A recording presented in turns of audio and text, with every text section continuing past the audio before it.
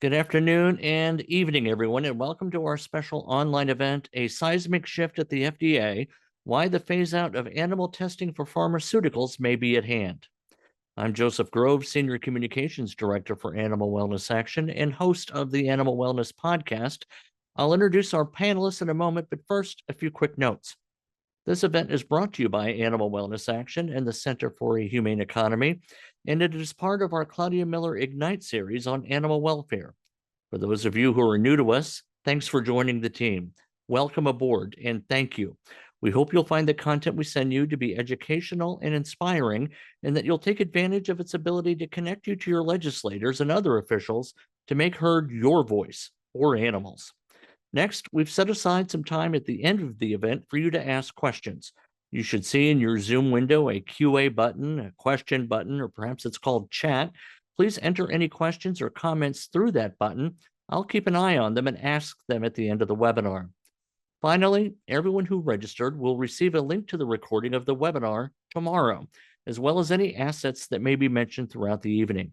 We invite you to share that link and that content with anyone who may have a similar heart for animals. Now, a few words about our speakers tonight. Wayne Pacelle is the founder and president of Animal Wellness Action and the Center for a Humane Economy, recognized 7 times as one of the nation's top nonprofit executives. He's a 2-time New York Times bestselling author and has spearheaded over 1,500 state laws and 100 federal laws for animal protection. Tamara Drake is our Director of Research and Regulatory Policy. She has led our modernized testing campaign since 2020.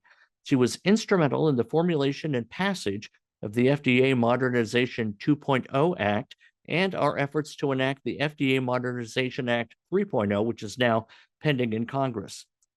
Zahir Nali, PhD, MPA, is the Senior Scientific Advisor for our team. An award-winning scientist and former executive at U.S. medical foundations, he advocates for modern human-relevant research methods to replace animal testing. He holds a PhD from Stony Brook, Cold Spring Harbor, and an MPA from Harvard. Don Ingber is the founding director of the Weiss Institute at Harvard University and a chaired professor at both Harvard's medical and engineering schools. He is the pioneering inventor of the human organ chip technology that will be the focus for us much of this evening. He has published many of the foundational studies that have validated its value for replacing animal testing in drug development. Also on the panel, Jim Corbett, CEO of Emulate, a leading provider of next-generation in vitro models, pioneering the use of organ chips to enable more predictive and ethical scientific research. By leveraging human biology plus technology, Emulate aims to ignite a new era in human health research, one that reduces animal testing, cuts drug development costs, and accelerates the delivery of life-saving treatments. Now, with all that said, thank you for your patience. Let me thank you again and turn it over to Wayne Pacelle. Wayne? Great, Joseph. Thank you so much. And I'm so glad to be with this fantastic panel. And I want to welcome all of you watching and listening around the country and hopefully around the world. This is a quickly assembled webinar. And we did so because of the magnitude of the announcement that came last week from the FDA commissioner. I have been working in my capacity as president of Animal Wellness Action, the Center for Humane Economy, with my colleagues, Tammy Drake and Dr. Zahir Nali, for several years. Tammy and I, really worked from the get-go on this campaign, which we named Modernized Testing, to address the biggest category of animal testing in all the different manifestations of animal testing. There's chemical testing, there's pesticide testing, there's testing for cosmetics, there's basic research. But the screening of drugs in animals before we get to human clinical trials is the biggest category in terms of the use of primates and beagles and rabbits and other animals. And we launched a campaign because I got a phone call from Dr. Gary Michelson with the Michelson Center for Public Policy. And he said, Wayne, this is a terrible circumstance. And it was actually Tammy and her group that had met with Dr. Michelson, and I think had a meeting with him about this issue, that there is an animal testing mandate for screening all new drugs. So whether it's an Alzheimer's drug, a heart drug, a pain drug, a cancer drug, a toe fungus drug, you name it, all of these drugs have to go through extensive, often multi-species, multi-year tests. So there's no such thing as a cruelty-free drug. You know of the concept of cruelty-free cosmetics, that cosmetics get to market, there's safety testing, but it does not involve animals. But when it comes to drugs, all of those drugs had to be extensively tested on animals. And after Dr. Michelson pointed this out, and Tammy and I started to work on this issue, Tammy, along with a lot of others, educated me about this issue, and there was an incredible failure rate when it comes to translating the results of the drug screening with animals and then translating that to the human condition. In 90 to 95% of cases where a drug passes muster in the animal tests, it fails when it goes to human clinical trials. Now, I'm a baseball fan, I'm a basketball fan. In baseball, if you get a hit 3 out of 10 times, you can be an all-star. You're a bum if you get 5 out of 10 free throws in basketball. So the standards are different. But I don't know in what world where 90 or 95% failure rate is a good rate. And I couldn't believe that when we had the discussions about this issue, people were saying, well, there are a lot of flaws in the alternative realm when it comes to alternatives to animal testing, as if the existing standard of animal tests was this gold standard, this perfect standard. It was a deeply flawed standard. And I want to just throw a few slides up briefly, if I might. And the first one is about a framework that was developed a long time ago called the 3 Rs. And the first R, this has to do with a framework guiding the strategies on animal testing. And the first R is reduce, that if there's a protocol involving the use of animals for any purpose, whether it's for drugs or pesticides or chemicals or basic research, we have a moral obligation to reduce the number of animals where we can. We don't want to have wasteful use of the animals. So that's the first R, reduce the number. If there's a protocol that you're thinking could use 20 primates and 10 would do and not compromise the integrity of the study, you've got a moral duty to use 10. The second R is refinement, and that really has to do with the pain and distress that the animals endure, that there's a moral duty to minimize or even eliminate the pain and distress that sentient creatures endure during these tests. And then the third R is replace, that if there's an alternative, you really have a moral duty to use it, because there is a very fraught question about our use, the infliction of pain, the death of animals that we humans are responsible for in a laboratory setting. It comes with moral costs, and if you have a way to do it without hurting an animal, you should do it that way. Now, this is not some radical framework, and it has now been almost universally embraced within the research and testing community. You look at all major academic institutions that do testing and research, they all embrace the 3 Rs. So do all of the major federal agencies, the National Institutes of Health and the Department of Veterans Affairs and the FDA and all the other agencies that do this work. And then the big category, which is the pharmaceutical companies, a $1.3 trillion industry, whether it's Merck or AstraZeneca or Pfizer or the others, they all embrace the 3 Rs. So if we accept that principle, then what we have to look at is, well, do we have some options here? And I want to go to the next slide now and just note that the FDA commissioner, Dr. Marty Makary, he was confirmed by the Senate on April 1st, and his first action as an outward-facing policy matter was to release an extensive statement and a roadmap to say that FDA is now going to work to end the use of animals in drug testing over time. And it's going to opt for 21st century screening strategies, most of them grounded on human-based biology.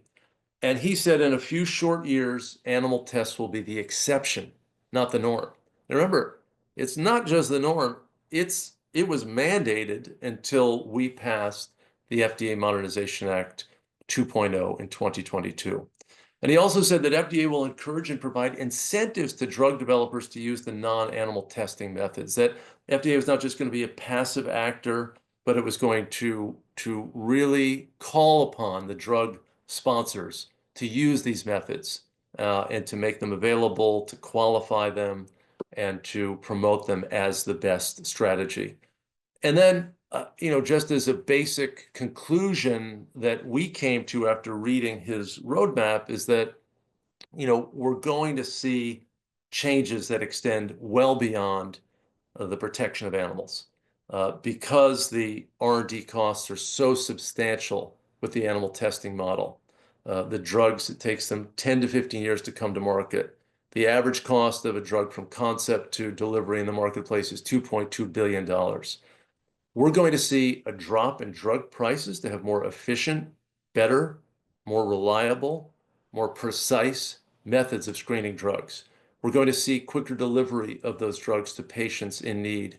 And because the costs are so high for R&D, and it means that the drug sponsors often have to really reach for the most profitable drugs to make up for the R&D costs, not just for the drugs that get to market, but for the 9 failures to accompany every successful drug screening program and drug delivery program. So we're really talking about something that is much, much bigger than animal welfare. It's really about a central strategy, the delivery of drugs to people in need for treatments and cures. And we've had a broken system. And animals have been at the center of that broken system. And I want to go to the next slide. A prior director of the National Institutes of Health, Dr. Elias Zerhouni, again, the former head of NIH, said animal research fails to translate in terms of the human condition. He said the problem is that animal research hasn't worked, and it's time we stop dancing around the problem. We need to refocus and adapt new methodologies for use in humans to understand disease biology in humans. You've lost the debate if you lose sight of the taxpayers and the patients. Next slide, his successor, Dr. Francis Collins, who served for many years as the director of NIH, he said reproducibility of biomedical research is failing and is in need of restructuring. Preclinical research, especially work that uses animal models, seems to be the area most susceptible to reproducibility issues. And I'll just go to the final slide that with leaders across the scientific establishment saying we've got problems with data on this extraordinarily high failure rate, we presented legislation to Congress. We worked to assemble a left-right coalition with Rand Paul on the right and Cory Booker and a wide range of other lawmakers. And we introduced the FDA Modernization Act in 2021. By the end of 2022, it passed to eliminate that animal testing mandate that had been situated in the Federal Food, Drug, and Cosmetics Act of 1938. So between 1938 and 2022, it was the law of the land that every drug had to be tested on animals, an 84-year period. You think of all that muscle memory, all of that defensiveness about animals, and all of the different industries that arose to defend that model. That's what we were confronting. But at the end of the day, after educating people, not just about the animal welfare problems, but about why we have a broken drug delivery system, the Congress essentially unanimously at the end passed the FDA Modernization Act. And that is the legislation that set the stage for Dr. Makary's remarkable announcement that within a relatively short period of time, it's his hope and it's FDA's hope that we will move away from the model and the paradigm of animal testing and toward this set of 21st century strategies where we're not going to use 50,000 beagles a year. We're not going to use 107,000 primates. We're not going to use hundreds of thousands or millions of other animals in testing. And one of the reasons that this has been enabled is that we've got incredible science that's occurring that is showing us the superiority in so many ways of these new methods that are grounded on human biology. And we've got two luminaries here. And Ryan, thank you. You can take those slides down. I'm so glad that Joseph introduced Jim Corbett. He is the CEO of Emulate Bio. And Jim, you've been slugging away at this issue of developing alternative methods and perfecting these new models. Tell us a little bit about the science that your company has embarked on. And thank you, Wayne. And I appreciate the invitation to talk to the group. And I also agree with you. This is a watershed moment. I've learned over the years collaborating with you, trying to educate the greater public about these alternatives. It takes a lot. This was really a big movement. And we're delighted to see the FDA to choose an area which we think these alternatives could have a significant impact. The class of drugs known as monoclonal antibodies, where the current translation from animals to the humans is really ineffective. So it's a great place to start and prove success. As Wayne mentioned, I'm the CEO of a small company up in Boston. I'm delighted to be here with actually the technical founder of the company, Don Ingbar, who you'll hear next. And we have an innovative technology, which called out many times in the roadmap document, which was also went out with the press release. And there's several technologies they consider as alternatives to animals: artificial intelligence, organoids, and one of them is organ-on chips, which Don is the founder of this breakthrough technology. And the simplest term, an organ chip is a small device that has fluidic channels. It's made of a flexible plastic.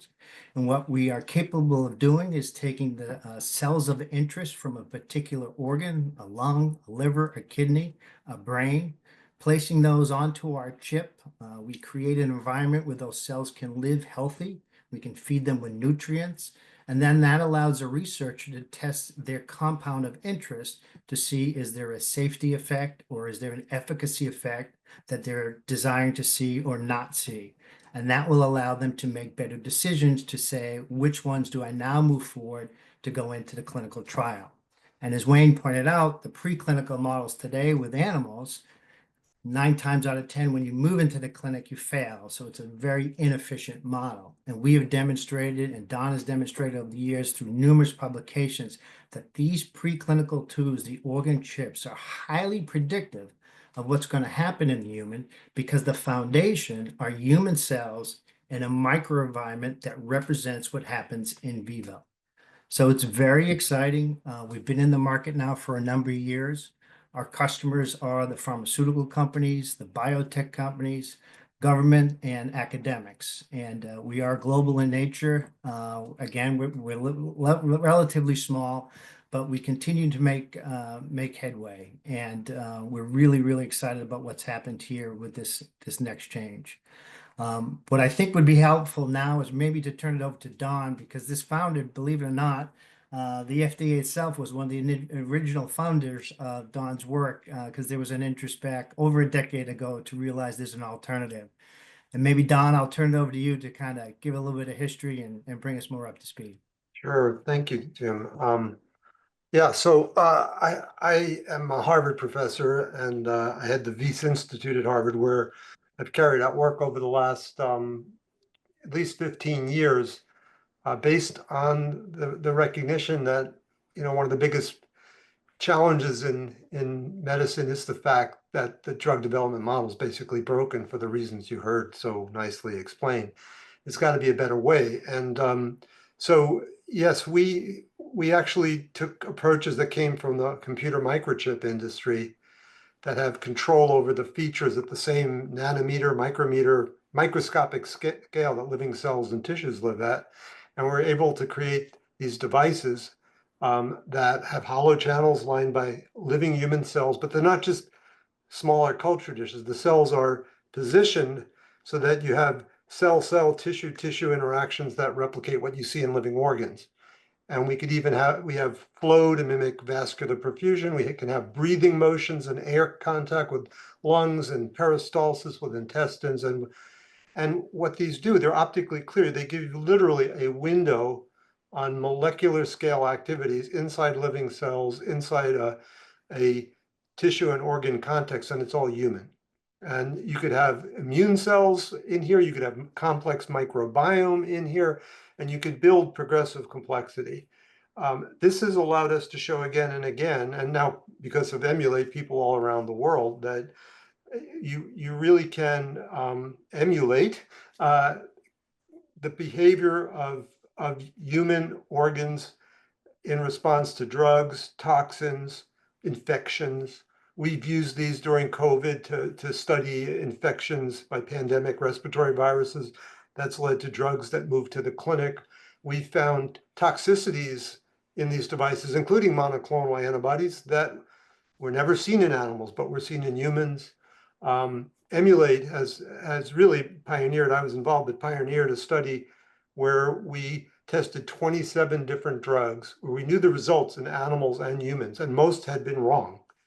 And I think we did 870 organ chips from 3 different patients, and we can show quantitatively that these little devices were 7 to 8 times more effective at predicting the human drug-induced liver injury, drug toxicity.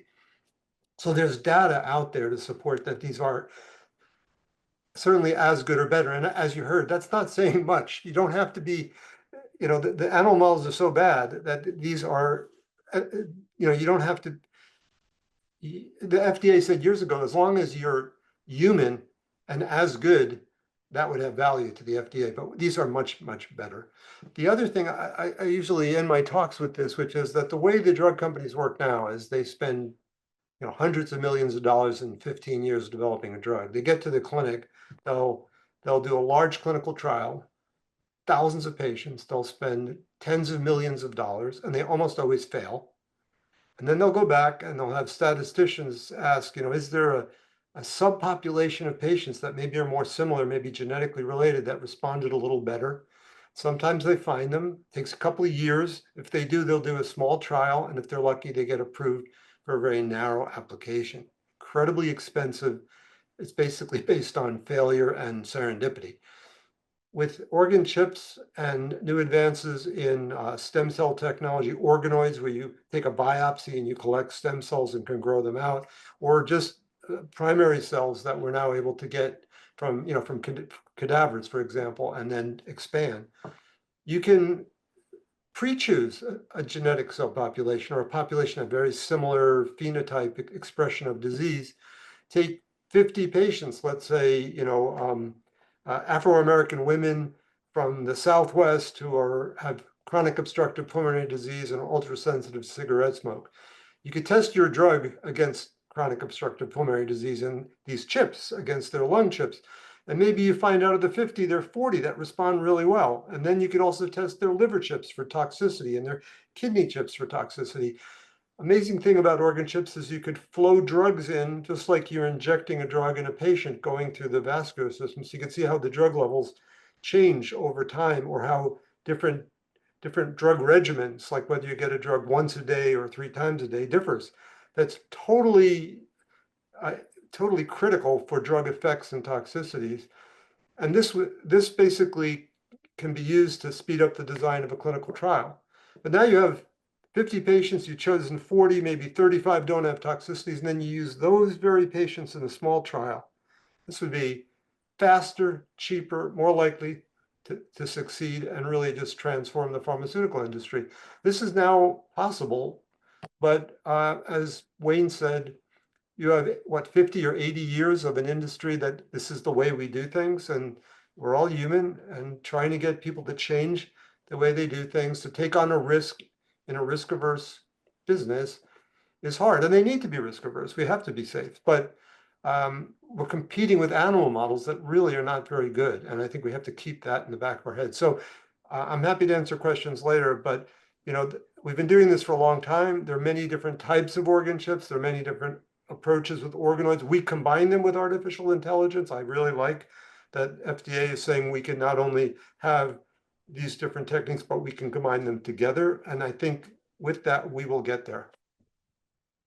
Don and Jim, before going to my colleagues, Tammy and Zahir, I just want to stop for a moment and just, tell you it's amazing. Thank you for your work. Thank you for Thank you. your vision. And I visited you, Don, in I think it was 2015. I was writing a book that was later titled The Humane Economy, talking about how we can have business, we can have capital and commerce, but we don't need to leave a trail of animal victims, because the combination of moral purpose and human creativity can lead us to pathways to have great outcomes in society, whether it's safe drugs, working drugs, efficient, effective drugs at not too high a cost. And we don't need to victimize animals. And, the humane economic principles you can see in all the different domains where animals are used in our society. But Don, you were doing this work, and to think that you've been kind of slugging away, and Jim, you've been slugging away, but FDA had this mandate. I mean, how frustrating was it that you knew that the animal models were so deeply flawed? You were developing more and more, you were proving this, but you were still just kind of blocked by the statutory, handcuffs that It was interesting that every single meeting I've ever been to in this field, representatives of the FDA, of the pharma companies, of the biotech, everyone admitted that the animal models are terrible. Everyone admitted to it. But you had that wall that they all said, but we have to do this, right? And so you're absolutely right. That's why the work you guys did on the FDA Modernization Act 2 was fantastic. And it's sad that you have to do a Modernization Act 3 to actually get them rolling on it. But it is hopeful what they're saying. Now they have to, walk the walk. how confident, and Jim, please go ahead. I'd love Yeah, to have no, your and thoughts. and I'd agree with Don that the regulatory environment, creates the human condition within the pharma R&D space. And what I mean by that is, their objective, look at their for-profit companies, is to get a drug to market, and they know they have to pass through this animal test prior to moving into human clinical trials. Therefore, the work leading up to that is so focused. And so when we come in with new innovative technologies, yes, it's interesting intellectually, but does it help them drive their business forward? And that was the rub that we had. And now with the new commissioners movement here, now he's incentivizing those companies to now take a look at this technology, because now if you do, I'm going to reward you, and I'm going to put you at the front of the line, and I'll review your filing first. It's the perfect incentive, and what I've been fighting against, because again, to their credit, they're trying to do their jobs and get products to market. Now, finally, we have what I'll call an equilibrium in incentives, where now they'll have to look at us, and they'll be rewarded to do that by getting expedited review. And that is, I think, a win-win for everybody. Jim and Don, we built this campaign to eliminate the animal testing mandate, and we got some animal groups to join us. Some of the big ones stayed off to the side, but we got you guys, Jim Emulate, which again Don had started, and that you're the CEO of, was a really important endorser of the legislation. We had patient advocacy groups, cancer centered organizations, or different disease-based groups that are trying to fund research and trying to do good work in the space. They joined.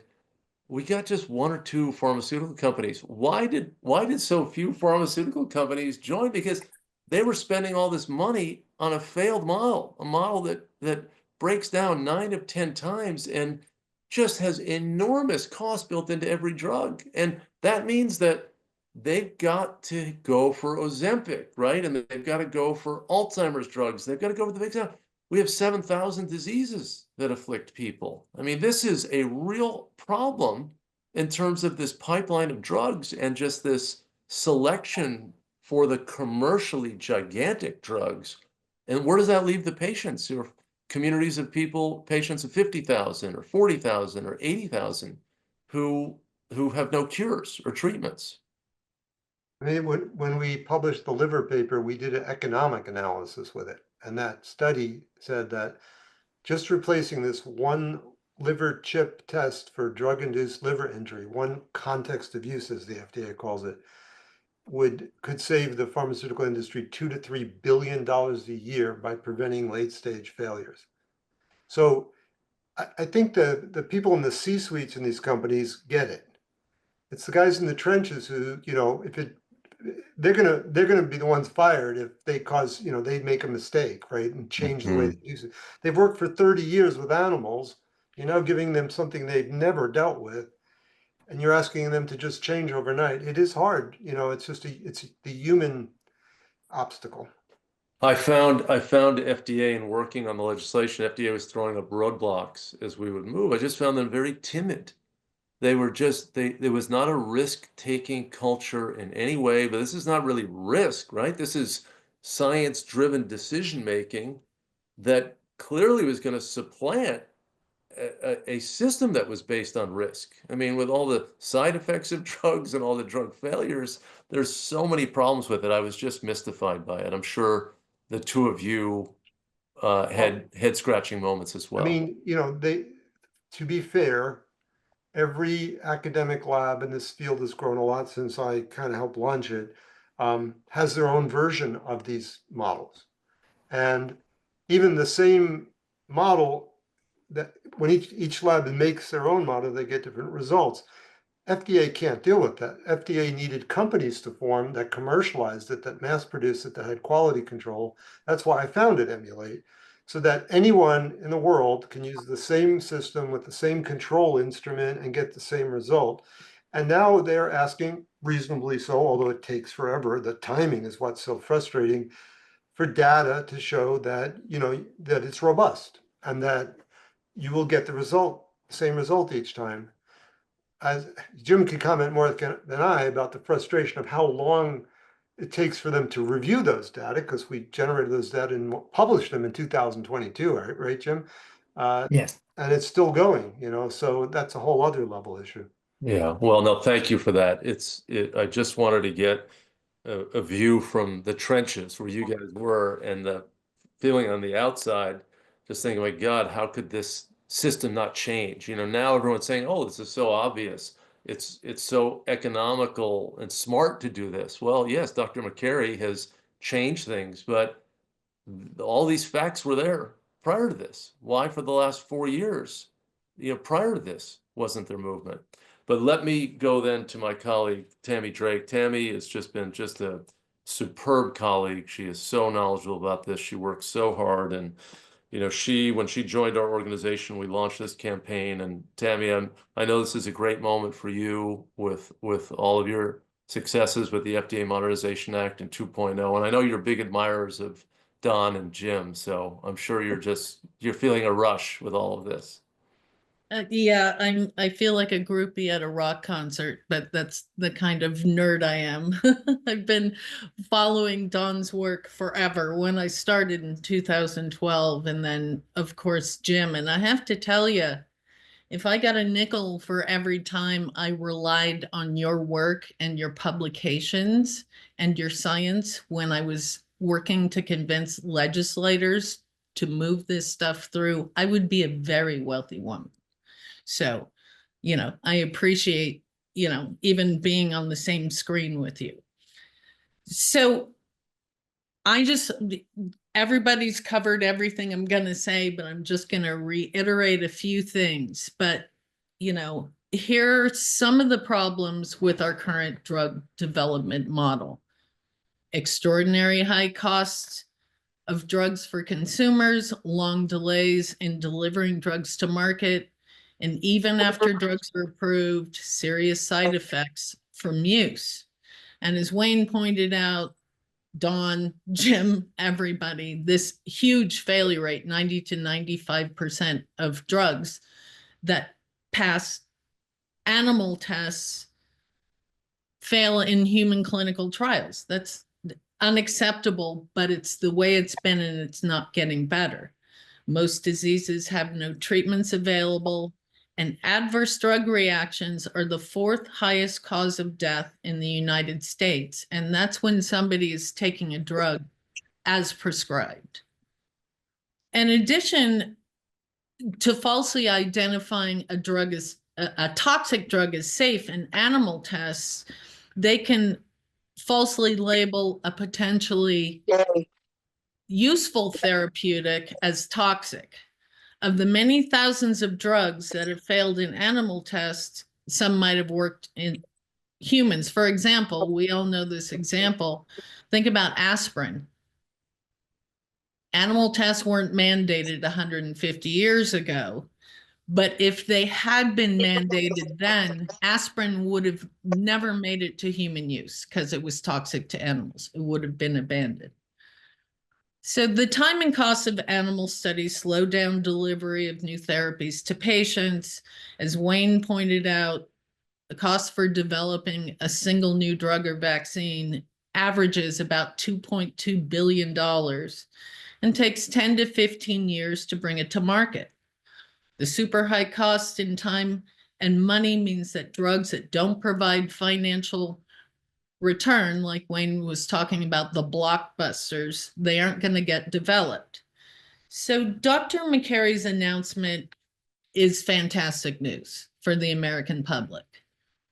And it's really good for public health. It's going to change a lot of things for the better. It follows years of advocacy and legislative action, including the passage of the FDA Modernization Act in 2022 and the introduction of the FDA Modernization Act 3.0. We're calling on Congress to pass the FDA Modernization Act 3.0 in affirmation of the FDA announcement and plan. When that happens, and if the new FDA roadmap is implemented, drug development will become more ethical, efficient, more predictive of human outcomes. Patients will benefit from safer and faster to market therapies. Millions of animals will be spared from testing, and the science of drug development will enter the era of 21st century technology. Tammy, that's great. Thank you. Showing that animal welfare and human welfare are conjoined in this case in a very, very dramatic way. And I'm so glad to have my colleague, Dr. Zaher Nali. Zaher, thank you for all of your work. You've been slugging away with us and talking to lawmakers and staff. And I think we all felt kind of thunderstruck with Dr. Makary's announcement last week. Yes, thank you so much. And it's wonderful to be here. Especially, I'm a groupie too with these giants on the screen with you, Wayne, and congratulations to you. I know you don't like praise, but well deserved here. The beneficiaries are the patients, really, in all of this. So there's great hope. In the interest of time, I'm going to read a statement, but first I like to share my colleagues in offering praise to FDA Commissioner Makary for his landmark announcements. I mean, he got it right that most animal models have little resemblance to the human diseases they were created to study. And the exclusive reliance on animal testing translates today into irrecuperable delays in the development of medicines, missed opportunities due to misguided regulatory principles, and exorbitant costs ultimately passed on to consumers. The rise of non-animal testing methods in drug development was enabled, as we heard, by the convergence of multiple disciplines, electrical engineering, genetics, biophysics, stem cell and structural biology. And rigorous animal-free safety assessments were also made possible by supercomputing abilities and the sophistication of artificial intelligence applications. Yet, the missing and critical driver was decisive leadership from FDA, not only to provide regulatory clarity on the use and adoptions of these alternatives, but also to spark further innovations in these arenas, for instance, through incentives, as Jim mentioned, and collaborations with stakeholders and legislators. For example, working on the FDA Modernization Act with legislators right now, 3.0.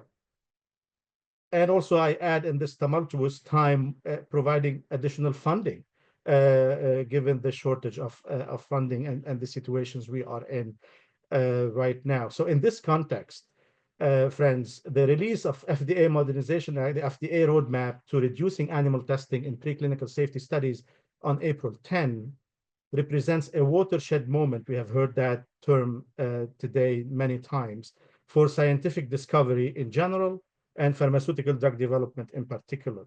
It is a step in the right direction towards modernizing FDA, reducing failure rate in clinical trials, which averages 92%, restoring credibility in preclinical research, which is very important, and eliminating waste in the discovery process.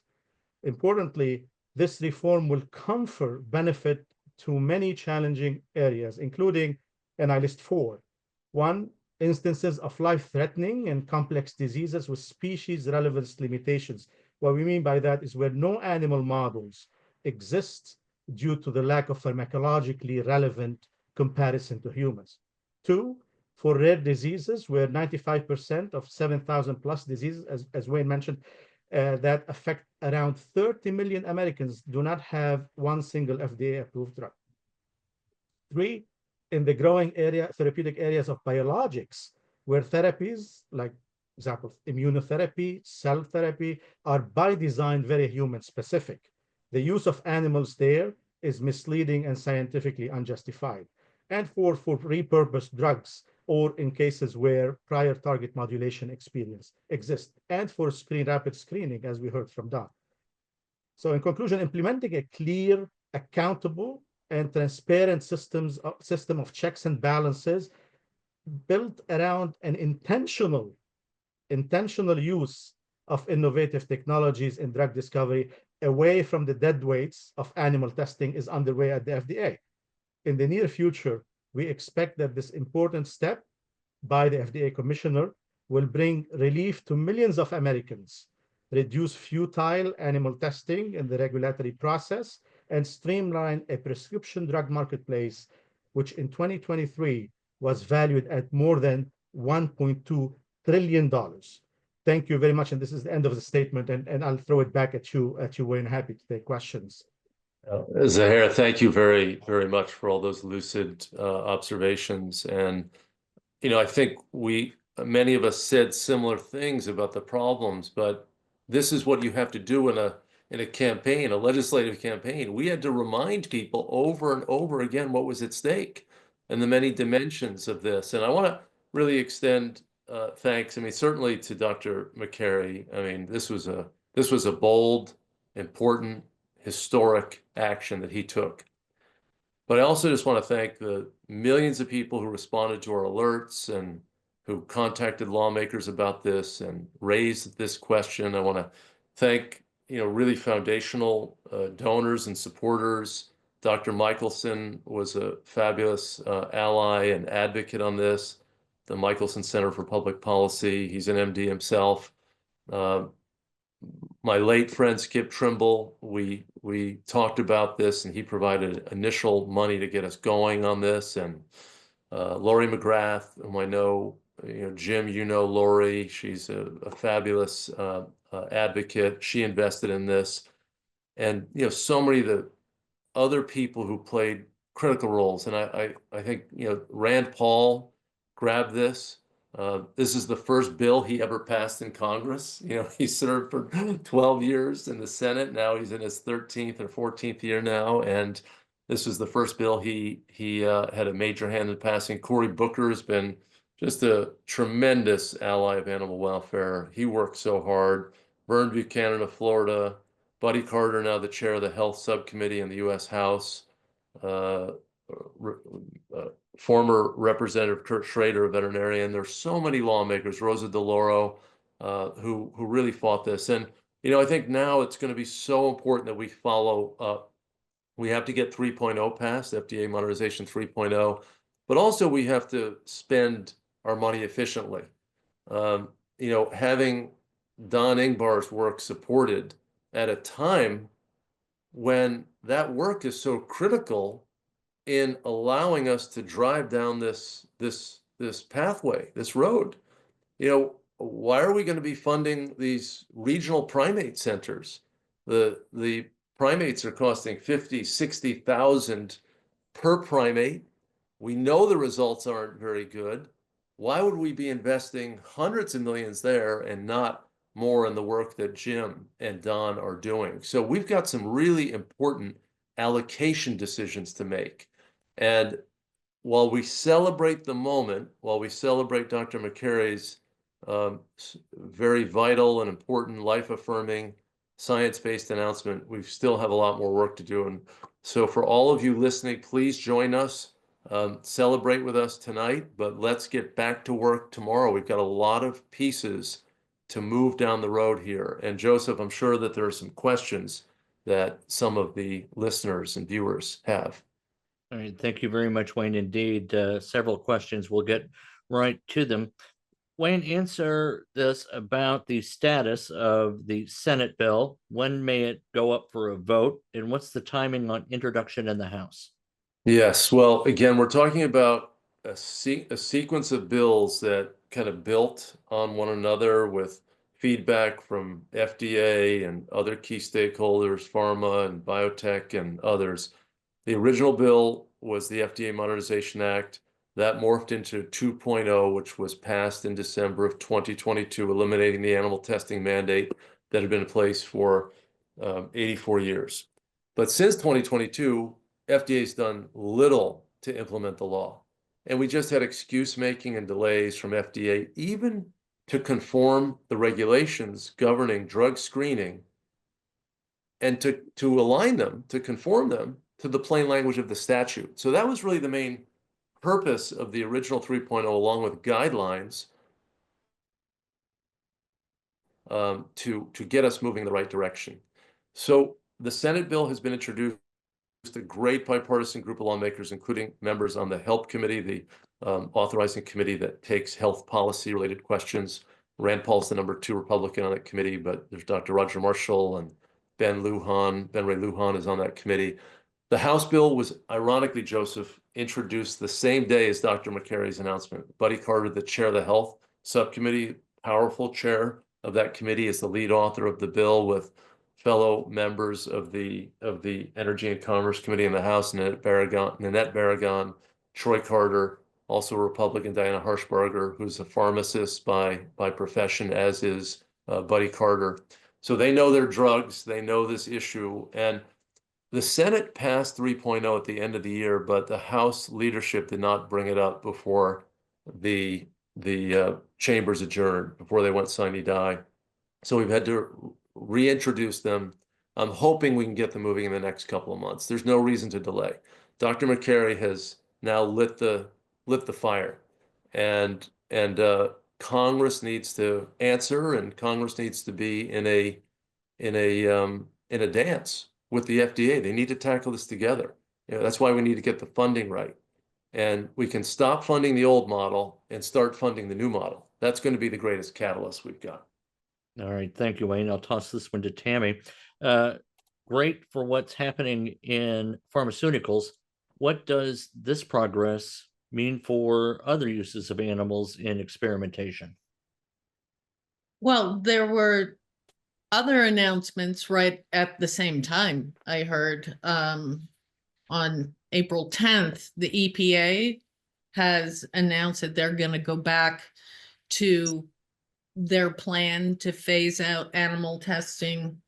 I think in the first Trump administration, the head of the EPA had set a 2035 deadline.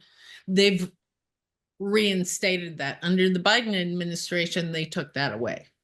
So that's really good news. And, you know, with cosmetics, I think the biggest issue in cosmetics is sunscreen. You can buy anything cruelty-free these days. But most of the research, if you think a lot about the NIH grants that are out there, most of the research leads to pharmaceutical development. And I know like them or not, RFK Jr. announced the same day as Makary made his announcement that they were going to phase out animal testing and rely on artificial intelligence and other models. So there's hope for that. But the FDA Modernization Act and what Makary has announced deals specifically with drug development and the regulations and what goes on with drug development at the FDA. I think they all move together, though. I think that, Yeah. the more you see that we're opting for this replacement in the 3Rs model, it just creates moral pressure for all of the different categories to move ahead, because the consequences are colossally bad for animals. And we're not having reproducibility. And when you saw Dr. Collins, he was not speaking just about drug development. And the other leader at NIH, I mean, these are the leaders of NIH that funds. They're the #1 funder of research in the world. So I think there's an emerging consensus that there are real problems here, and there are moral questions that deserve action. And the other issue with that, you have to think, and if you look at public polls for years and years now, the sentiment of the public is they don't like animal testing, the majority of the public. For years, it was animal testing is bad unless it's for medicine for Granny or little Billy. So this was the hardest nut to crack, frankly. So we're making good progress. And as this goes, everything else will, I believe. All right, very good. Thank you. A couple of questioners were curious where the human cells are procured. And I don't know that the questioners have this in mind, but it sparks, to me at least, recollections of the stem cell debate. How do we get these human cells, and how do we know that they're adequately representative of all human types? So, yes, we buy these cells from commercial vendors. These vendors have IRBs in place to collect the cells from academic institutions elsewhere, all fully qualified, all with detailed medical background. We then purchase those cells. We test those cells to validate that they'll work operationally correct in our organ chip in the environment we want. And then we will procure those and keep them under cryopreservation for use. We use different types of cells. We use primary cells for some organ models. We use organoids for some organ models, and we do use iPS-derived cells for other models. All of them, Before you again, go any further, Jim, I'm sorry. You mentioned two things, IRB and then IPS. For lay people like me, what do those mean? IRB is the Internal Review Board for an institution to be able to participate in research activities, which is the standard best practice use. All these companies are required to follow and keep documentation on, which again, these are all commercial companies. The iPSCs is a classification of stem cells. Maybe Don could elaborate a little bit more. They're a relative innovative approach to how you can make stem cells work the way you choose. Yeah, I think the answer to the question is you either get the cells from cadavers. Yeah. Okay, that's how commercial groups have them and then sell, quote, primary cells. Or you get them from biopsies. That's how organoids are made. Or you get them by taking a blood sample or a little skin biopsy and you treat them with some genes or chemicals and that's called induced pluripotent stem cells, which won the Nobel Prize a few years ago, where adult cells go back to embryonic cells and then you can push them on paths to become all the different cell types in the body. And each one of these has advantages, disadvantages, but all of those are human. And Don, what about the AI? We're obviously the discussion every day in the United States is what are the implications of artificial intelligence? What kind of application in this realm? There are actually many applications. I mean, so nowadays we can do, they call it, omics analysis, which means you could do tens of thousands of genes can be analyzed at once, or tens of thousands of proteins, or tens of thousands of sugars or lipids. And you could do that with both human organ chips and with patient samples. And you can use artificial intelligence to go through these and compare them, both healthy versus disease. And when you could also compare them to whole libraries that are available publicly on the web of how drugs, and people have done tens of thousands of drugs, how they affect all of these markers, if you like. And with the computers, you could deal with huge amounts of information. You can begin to identify existing drugs that may be useful for a new application. We've done that multiple times. Or you can then get insight into how the drug's acting and develop new drugs. Or you could use artificial intelligence with just collecting imaging data or other types of data, and just being able to go through with so many samples from so many patients with so many known conditions that the computer basically can begin to identify, what are biomarkers of response or what are potential pathways to target for drugs. So it's still early in the field, but it's amazing how quickly it's going. All right, we've got time to pose, I think, one more question. Several folks have entered comments, questions in the chat while I've been trying to introduce these questions. Ryan, if you would put available for everybody, please, my work email address. I will invite folks like Chris K, Steve B, Kim H. Feel free to email me and I'll get to you, but I probably won't be able to in this call. Wayne, let me ask you this. I know that you and Rand Paul bonded over beagles, that it was the conversation around those dogs that helped bring him into our work together. Will beagles see relief sooner? Is there an expectation among anyone how the animals may be spared? Part two of this question is, what happens to animals in testing generally once they're no longer needed for these tests? Well, Tammy and I have been talking about this since a hair, and the dog breeding industry for laboratory use has been shrinking.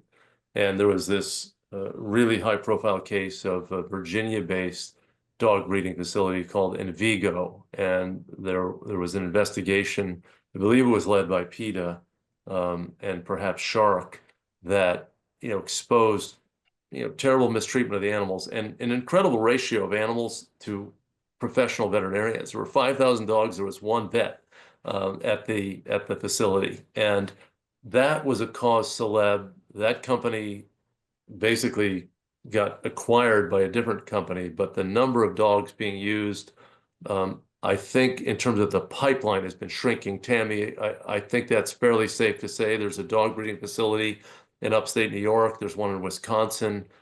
I really believe the politics are going to drive these operators out. And I think, the beagles is one thing, the primates are another. The NIH is really putting hundreds of millions of dollars a year into 7 regional primate centers.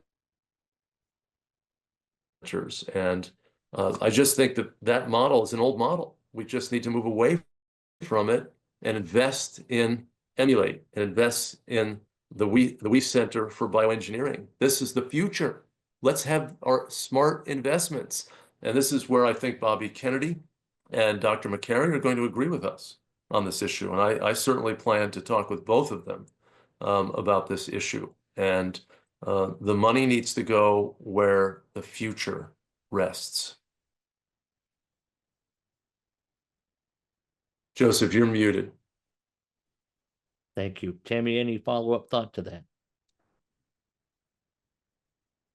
You're muted as well, Tammy.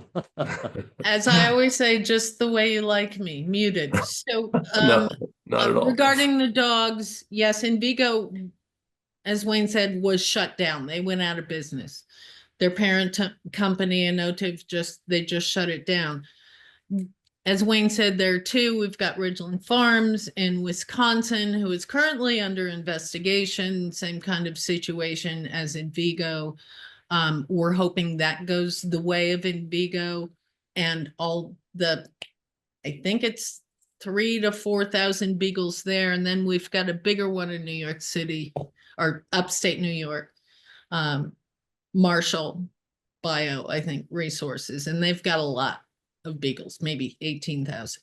You know, But it's shrinking so much less than primates. And I think, and it's probably my friend Ellie Hansen, who's probably on here. And I think they'll probably be the first to go. Yeah. But you know, the with beagles, I have a beagle and I had a beagle prior, and so many people are fall in love with these dogs, and they are really trusting. They are often very docile. And we just need to grapple with the moral dimensions of that. These are animals whose lives matter as much to them as our lives matter to us. And by God, we are a species capable of so much. Let us figure this out and stop subjecting these animals to these abuses. These are enduring abuses, right? It's not a one-time thing. Slaughter is not a good process, but if done in a quick way, which is the way it's supposed to, it's over. These animals are enduring, many months of suffering and sometimes years of suffering. And I'm just so elated that we have scientists and companies like Emulate and the Weiss Center for Bioengineering. I mean, the Weiss Foundation, thank goodness the Weiss Foundation has been supporting your work, Don, and philanthropists who are stepping up to enable this work. We've got to have a public-private set of investments to propel this new paradigm of drug screening in America. And frankly, throughout the world, because I think the rest of the world will follow. These are global pharmaceutical companies. And if we get it right in the US, this will spread all over the world. That's awesome. All right. Thank you, Wayne. Tammy, Don, Jim, Zahir, Ryan, our producer. You've not seen or heard from him. Thank you, Ryan.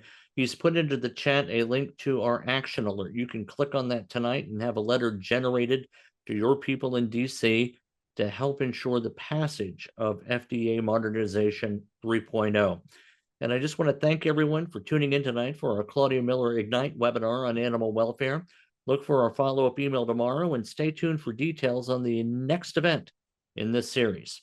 You can find us on Facebook, X, LinkedIn, and we look forward to engaging with you there and in your inbox as we work together to make a better world for animals. Because, as we say, helping animals does help us all. On behalf of Wayne and all of our panelists, I say thanks again and good night.